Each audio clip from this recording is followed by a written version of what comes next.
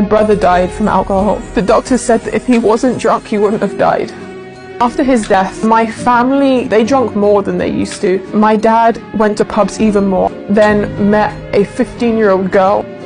He ran away with a 15-year-old girl, and he left his entire family behind. My entire family split in half. I never saw my dad again. I grew up hating alcohol. I hated partying. But as I started getting older, everyone said, if you go to these clubs, you'll meet the right people. So I started doing it for that reason. I went to a nightclub. I ended up in hospital because somebody tried to kidnap me. I was in an awful state, thinking, why did I do this to myself? And when I came to Turkey, I stood between Blue Mosque and Hagia Sophia, and just hearing the azan, that is so beautiful, that is so peaceful. And I had an hour journey back to my hostel. I didn't know the way, so I got my phone out, I was ready to Google Map, and then my phone that was on 50% battery just died. I thought, God, if you're real, help me get back to my hostel. And in that moment, in a very, very, very, very long time, I wasn't anxious. Subhanallah, I just walked straight to my hostel. I didn't take a single wrong turn. Nobody helped me. Subhanallah, it wasn't me, it was Allah. And after that, I just kept learning. I kept reading the Quran, and lockdown forced me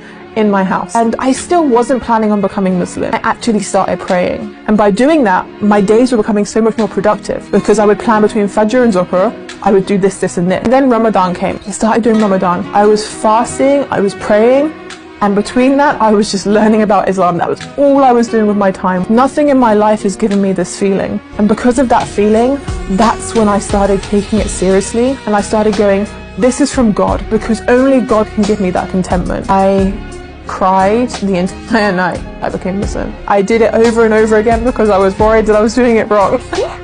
I'd take a breath and then I'd try again, then I'd start crying.